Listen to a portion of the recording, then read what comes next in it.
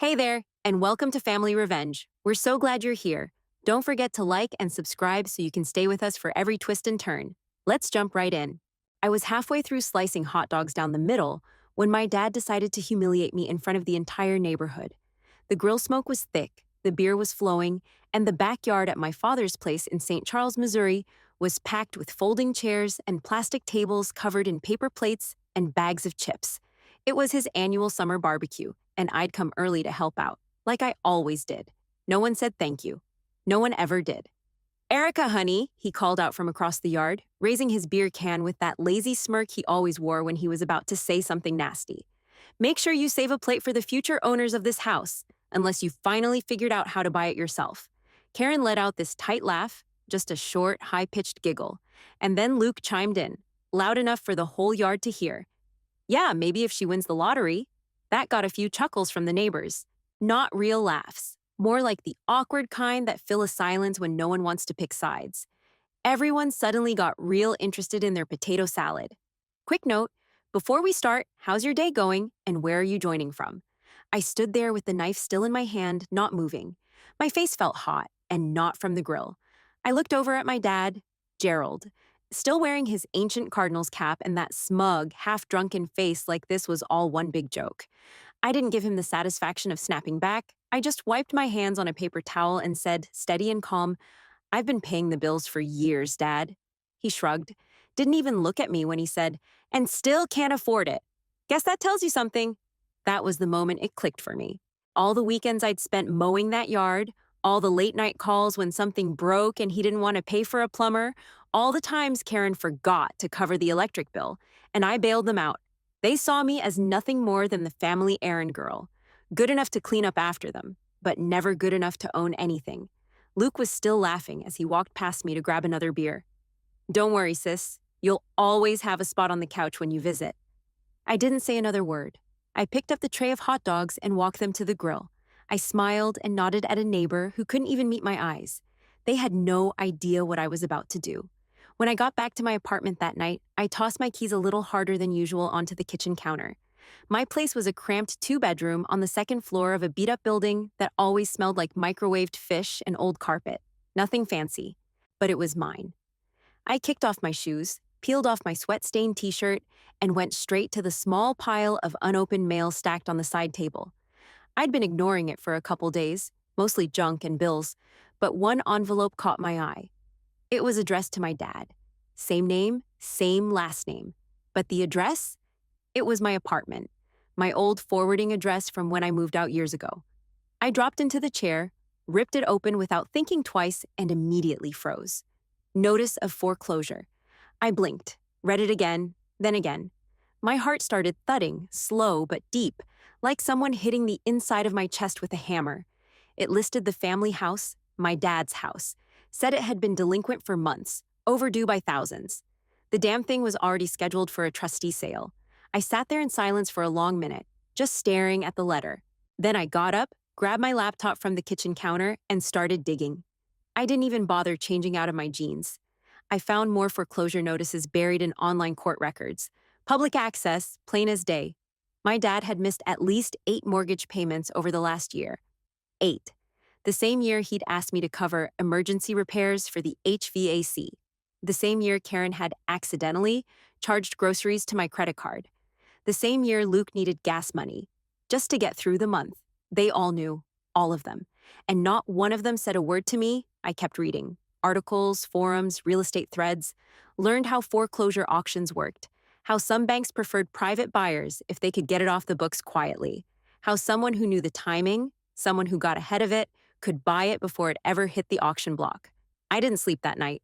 By morning, I had 3 browser tabs open to foreclosure law in Missouri, a notebook filled with names of local lawyers, and a calculator I kept hitting like the numbers were going to magically change. I went to work like nothing happened, sat through meetings, answered emails, smiled when my boss asked about the barbecue. Then I picked up an extra shift. I didn't tell anyone. Not my coworker who always tried to pry into my business. Not my old college friend who lived 2 doors down. I kept my head down and started hoarding money like my life depended on it. Because in a way, it did. Every extra dollar went into a separate account I opened that week under my middle name. I stopped buying takeout, canceled every subscription, started packing rice and beans for lunch. The anger sat under my skin like battery acid. Every time I thought about that smug look on my dad's face, or Luke's dumb laugh, or Karen pretending she cared, I added another hour to my work schedule. They let that house burn under their feet while I kept bailing water like an idiot, and they laughed at me for it. That was done. I wasn't going to beg. I wasn't going to warn them.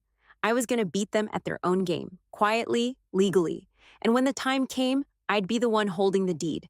I wasn't trying to save them anymore. I was taking the damn house. The next morning, I called the bank pretending to be curious about an old mortgage account. I used my mom's maiden name and a burner email I'd made in college that still had my last name in it. The rep didn't ask many questions, just gave me the basic rundown. The house was weeks from being listed. They were moving it into pre-foreclosure status. If it didn't get resolved, it would hit auction by the end of the quarter.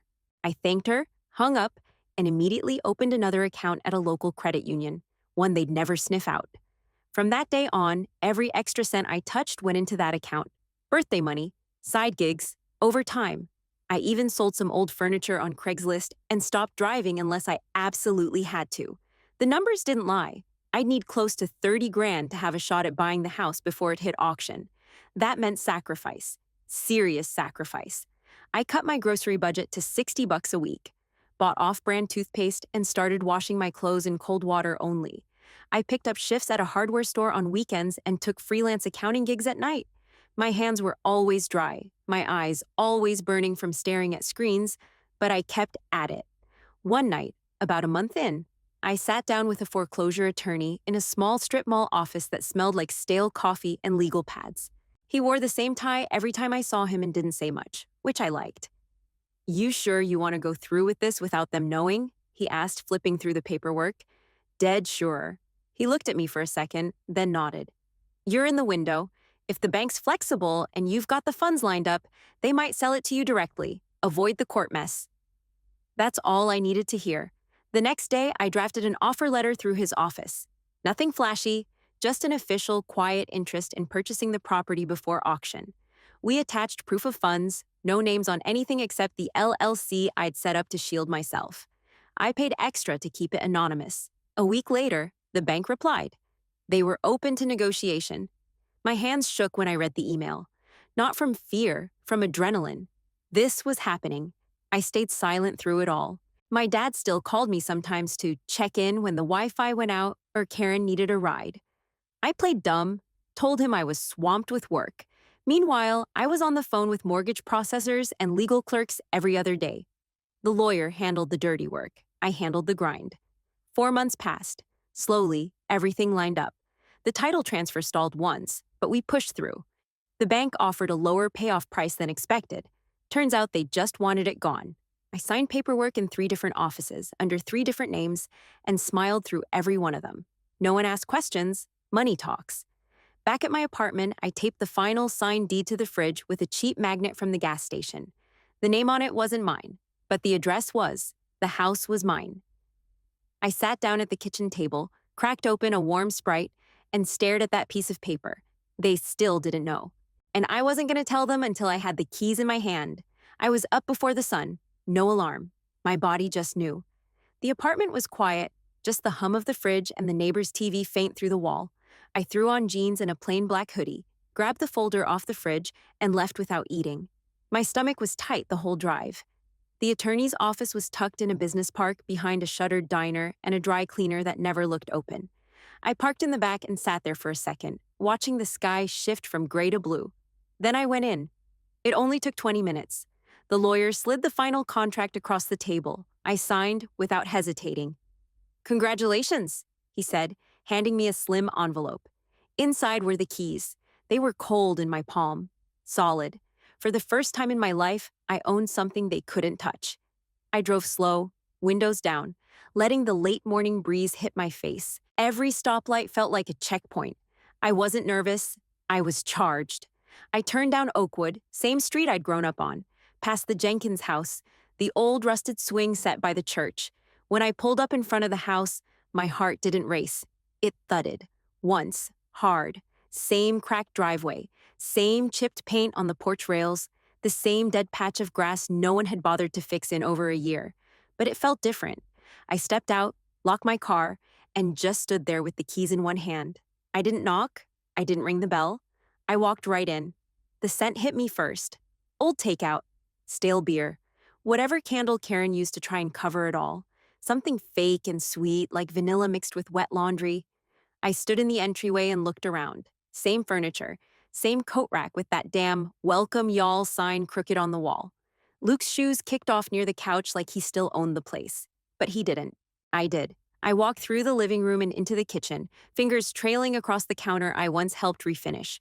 The cabinets still stuck when you opened them. The dishwasher still had that broken wheel. It hadn't changed. Except now, it was mine. I pulled out my phone, typed the message, and stared at it for a second before hitting send. I bought the house. We need to talk. I set the phone down on the kitchen table. No part of me flinched. Let them read it and panic. Let them spin in circles. I was done waiting on their mess. The knock came 42 minutes after I sent the message. 3 hard bangs. No doorbell. No text. I didn't flinch. I opened the front door and there they were. My dad, Karen, and Luke, clustered on the porch like they were ready for war. Gerald barreled in without waiting. "What the hell is this?" Karen followed close behind, her lips already trembling, and Luke stood outside with his arms crossed like some backup muscle in a bad movie. I shut the door behind them and stayed calm. It's exactly what it sounds like. "You think you can pull this crap behind my back?" My dad snapped, spinning toward me. "You really think you're smarter than me?" I walked over to the counter and pulled out the manila folder I'd already prepped. "I don't think. I know." He ripped the folder from my hand, flipped through the paperwork like it was fake, like his name wasn't printed all over the foreclosure letters and transfer documents. Karen's voice was all breathy and wounded. "Erica, honey, how could you do this? We're family?" I leaned back against the kitchen island. "You've got 30 days. Either move out or start paying rent." Gerald barked out a laugh, still staring at the deed like it might disappear. "You're not serious." "Dead serious." He slapped the folder on the table and pointed at me. "You don't get to kick your own father out of his house."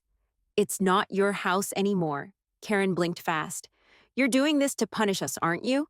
"I'm doing this because I'm done cleaning up after all of you." Luke finally came in, slamming the door behind him. "This is bull. You can't just come in and take over. That's not how this works." "It is when you've let the place fall into foreclosure and ignored every warning." I locked eyes with him. "You're lucky I didn't let the bank throw your asses out." "You were just waiting," my dad growled. "Waiting to stab me in the back. After everything I've done for you." I pushed off the counter and walked over to him.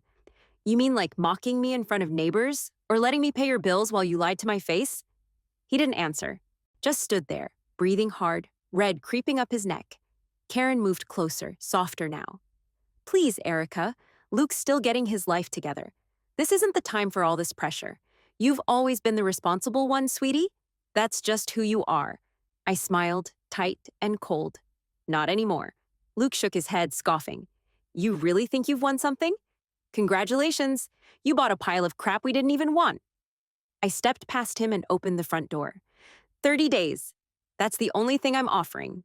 My dad stood still for a moment, jaw clenched. Then he stepped toward me. "You'll regret this." I doubt it. Karen turned to him, grabbing his arm like she might cry. "Let's go, Gerald. We'll figure this out." Luke stomped past me, muttering under his breath, but I didn't bother listening. Once they were all out, I closed the door and locked it. They could scream, cry, or threaten me all they wanted. The power was mine now. The next morning, I woke up early, made coffee, and opened my laptop. First tab, electric company. Cancel. Second tab, water. Cancel. Third, cable. Gone. All of it had been in my name for years. Every account I'd opened to help out because my dad couldn't get approved or Karen forgot to pay on time. One by one, I shut them down. No warning, no heads up, just gone. The last one was the garbage service. I smiled a little when I clicked terminate. That afternoon, I got the first voicemail. "You're tearing this family apart, Erica." My dad's voice tight with rage. "You think this makes you powerful? You're just bitter, spiteful. You're not better than anyone here. Delete." Then came the texts. "Luke, hope you sleep good knowing you just fucked over your own blood. You don't know what's coming." I screenshotted it, saved it to a folder called Evidence, Do Not Delete. Then came Karen. Hers started soft. Erica, sweetie, I know you're upset, but we can fix this. Maybe we just talk? One on one?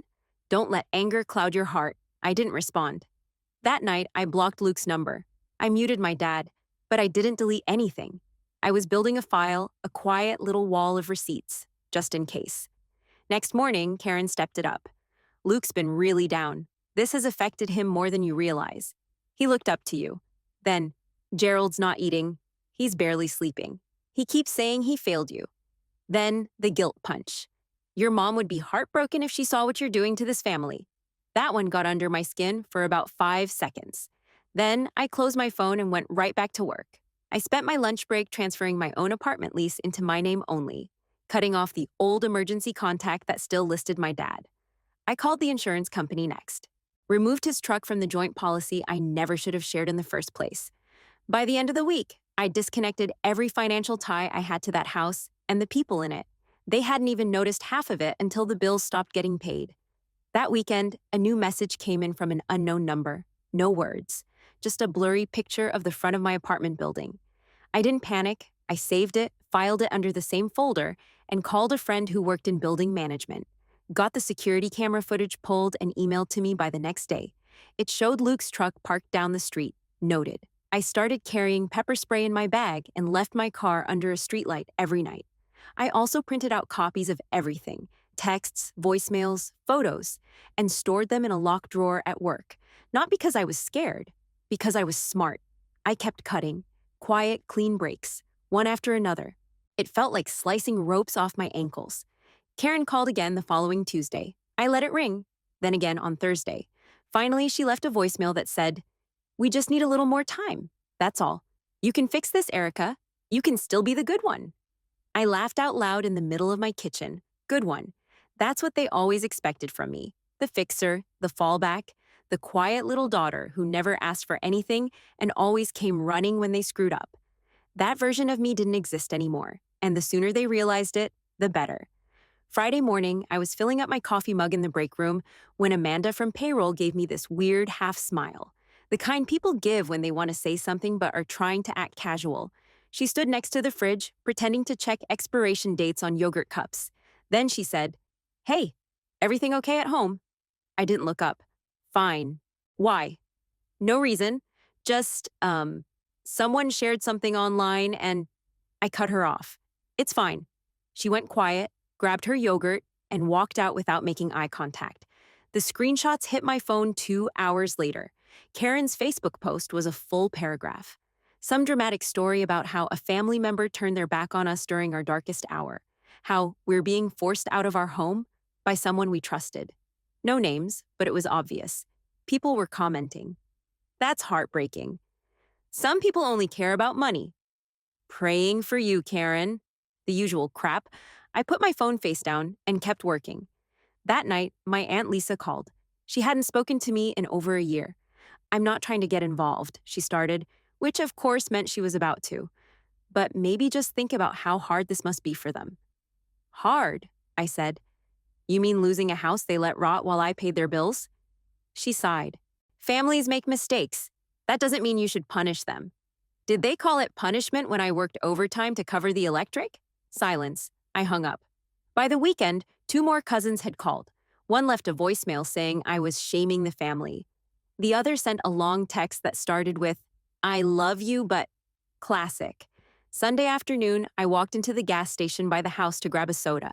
The guy behind the counter, someone I'd chatted with for years, barely looked at me, just scanned my stuff and mumbled the total.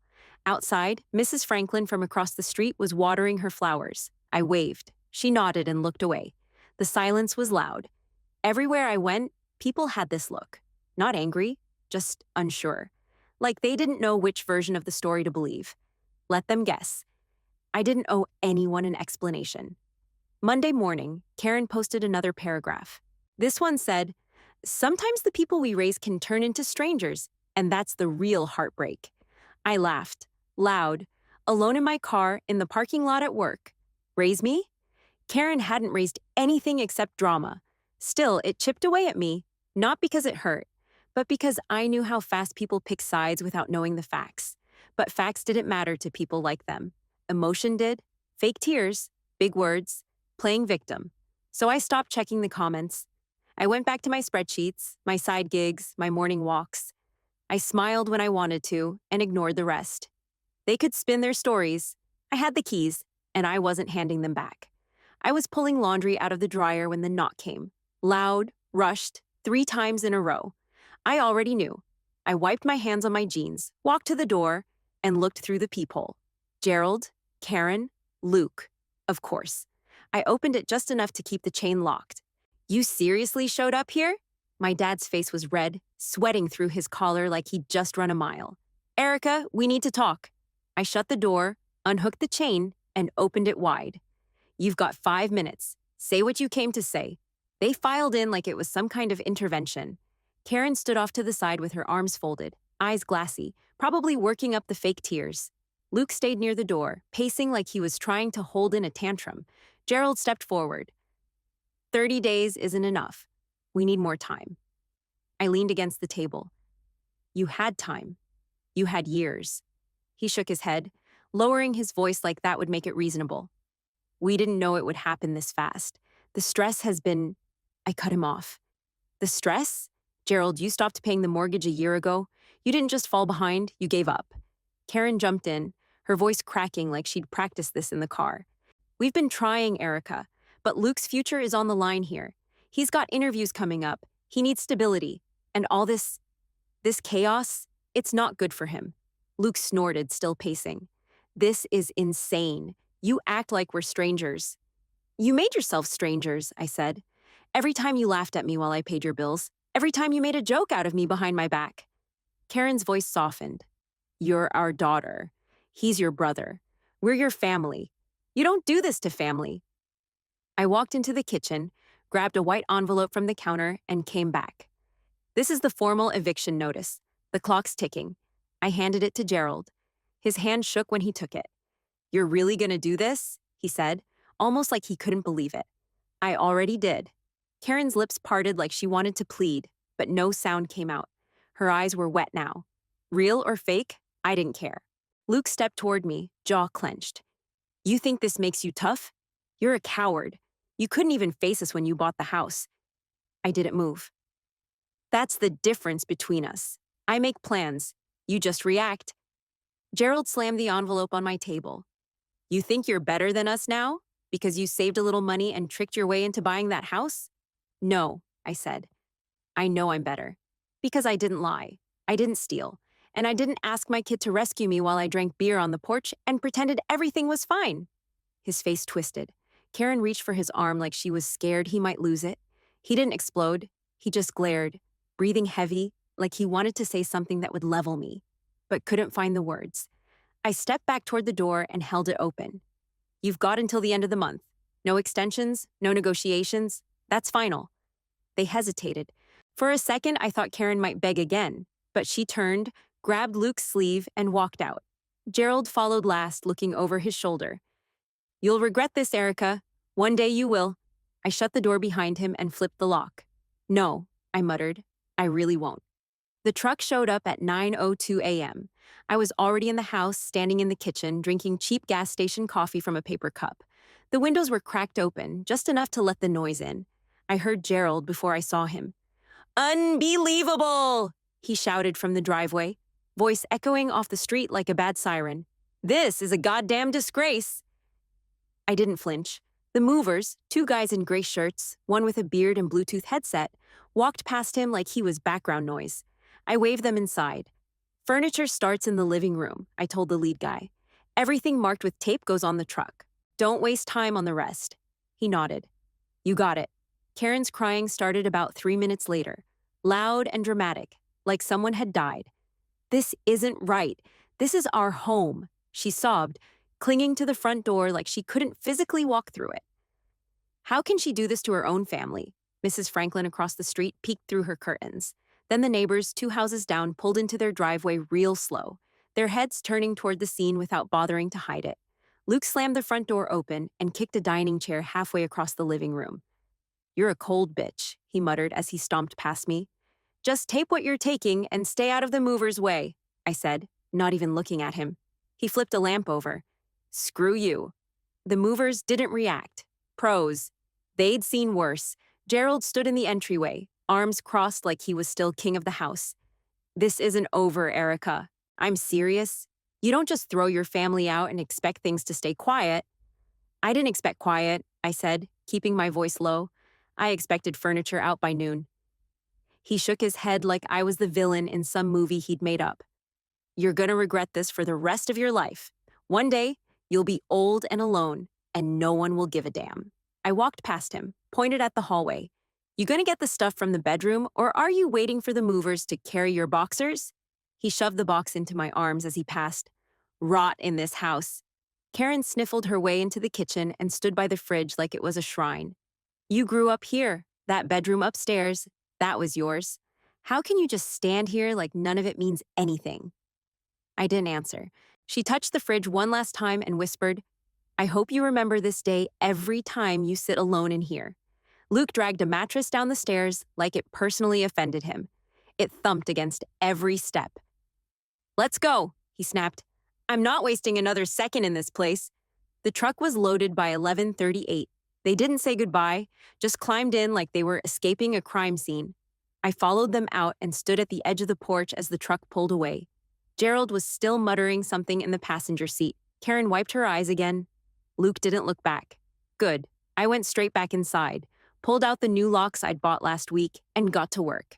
By 12:15, the front side and back doors all had fresh hardware. No spare keys, no copies, no entry. I walked through the empty living room, the silence thick but calm. The old coffee table dent was still there. So was the faded outline of where the couch had been. But the tension that used to cling to the air, gone. For the first time in years, it felt like the house could finally breathe. And so could I. 2 days later, the kitchen smelled like garlic, butter, and something warm that didn't carry memories. I stood by the stove, stirring pasta, the windows cracked open, music playing low from a Bluetooth speaker I'd forgotten I even owned. Plates were stacked, wine glasses already half full on the counter. Erica, Danielle called from the dining room. How the hell did you hide this place from us all this time? I smirked, wiping my hands on a dish towel. I wasn't hiding it, I was surviving in it. She raised her glass. Well, cheers to surviving, and to being a badass. Laughter filled the room, real and loud. I had 5 people over, just enough to fill the house without crowding it. No drama, no shouting, no guilt trips. Just people who showed up when I needed them, not when they wanted something. The living room looked different already. No more peeling recliner, no old family photos staged like a lie. I'd swapped out the couch, threw a bright yellow throw blanket over the back, added plants by the window that actually looked alive. This feels like you now, Tasha said, kicking her feet up on the ottoman. Like a house with a second chance. I nodded. That's the point. They didn't need the full story. Not tonight. We ate until the plates were empty and the wine was gone. Nobody asked about Gerald. Nobody said the word forgive. By 10:30, everyone had trickled out. Hugs at the door, quick thank yous, a few inside jokes and promises to do it again soon. I stood in the doorway, arms crossed, watching their taillights fade down the street. The block was quiet, not a single curtain twitching this time. Just me, the porch light, and the kind of silence that doesn't feel threatening anymore. I closed the door, locked it, and leaned against it for a second. Everything I'd done, the late nights, the money scraped together, the hard decisions, it all led here. This house used to feel like a trap. Now it felt like mine. There was still work to do. Still repairs, still bruises that wouldn't fade right away. But for the first time in my life, I wasn't just reacting to their chaos. I was building something, and I wasn't looking back.